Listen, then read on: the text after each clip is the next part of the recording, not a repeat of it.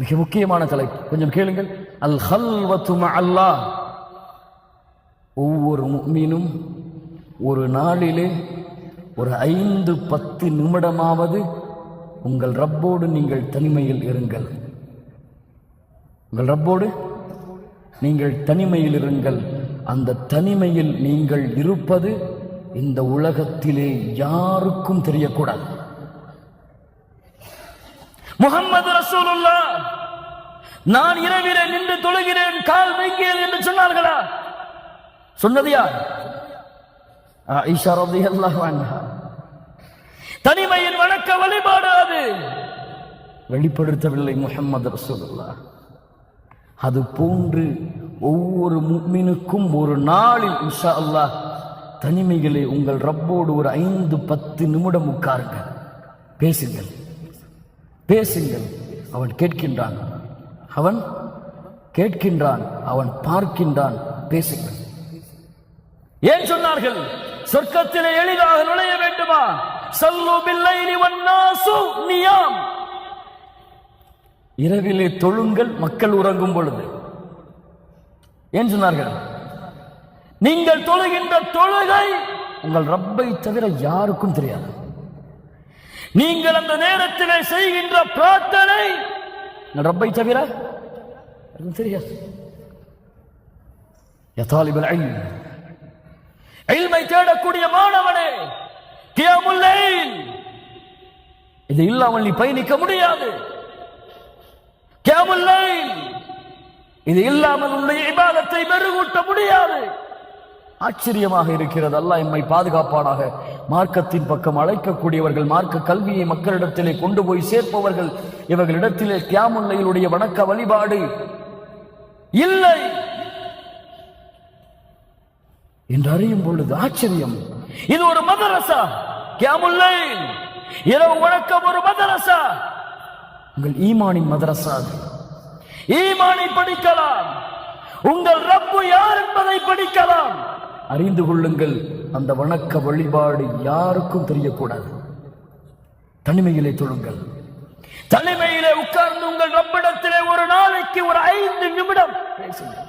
என் ரப்பே, என் ரப்பே, என்னை படைத்தவனே, என்னை பரிபாலிப்பவனே, எனக்கு உணவளிப்பவனே, தீமை செய்யும் பொழுதும் பாவம் செய்யும் பொழுதும் என்னை மன்னிக்க வேண்டும் என்ற ஆசை கொண்டவனே, இந்த மக்கள் என்னை புகழ்கிறார்கள் நல்லவன் என்று, இந்த மக்கள் என்னை சொல்லுகிறார்கள் இவர் பெரிய ஷேக் என்று, இவர் பெரிய மௌலவி என்று, இவரை போன்ற உலகத்திலே யாரும் இல்லை என்று சொல்லுகிறார்கள்.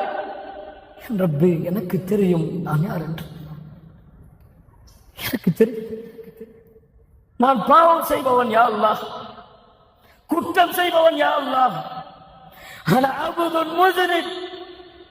பாவம் செய்யக்கூடிய ஒரு சாதாரண அடிமையா அல்லாஹ்.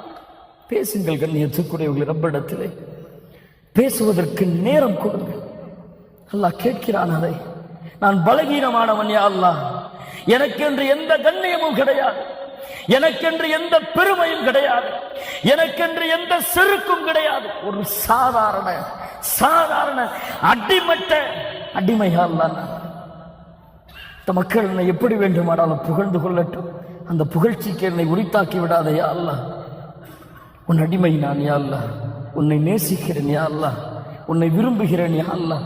நீ சொர்க்கத்தை எனக்கு கொடுக்க வேண்டும் என்ற ஆதரவு வைத்திருக்கிறேன் யா அல்லாஹ்.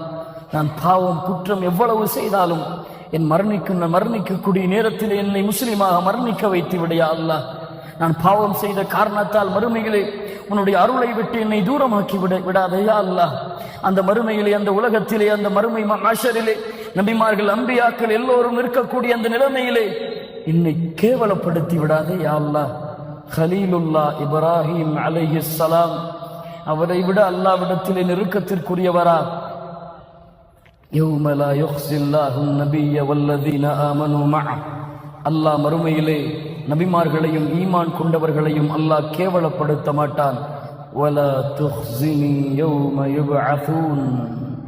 யா அல்லாஹ், எழுப்பப்படக்கூடிய அந்த நாளிலே என்னை நீ கேவலப்படுத்தி விடாதே. தனிமையிலே இப்ராஹிம் செய்த பிரார்த்தனையை அல்லாஹ் மூமின்களுக்கு பாடமாக சொல்லுகிறான். முஹம்மது ரசூலுல்லாஹ் யார் அவரை விட பணிவாக இந்த உலகத்திலே வாழ்ந்த ஒரு மனிதர்? சொன்னார்கள், யா அல்லாஹ், யா அல்லாஹ், இந்த இரவிலே என்னுடைய உயிரை நீ கைப்பற்றிக் கொண்டால் அதன் மீது இரக்கம் காட்டு யா அல்லாஹ். அதை நீ விட்டுவிட்டால் நல்ல மூமின்களோடு கொண்டு போய் சேர்த்து விடு யா அல்லாஹ். கண்ணியத்துக்குரியவர்களே, மரணத்தின் நேரம் உமர் அவர்கள் என்ன சொன்னார்கள் தெரியுமா? வைலி வைலு உம்மி இல்லம் யர்ஹம்னி ரப்பி. இப்னு உமர் அவர்களுடைய மடியிலே படுத்திருந்த உமர் அவர்கள் தன்னுடைய நெற்றியை பூமியிலே படிய வைக்க சொன்னார்கள். பணிவை பாருங்கள், உமர் அவர்களுடைய பணிவிலே பாடம் படியுங்கள் மூமின்களே. வைலி வைலு உம்மி, எனக்கு நாசம் உண்டாகும், என் தாய்க்கு நாசம் உண்டாகும், அவரிடத்தில் மன்னிப்பு என் மீது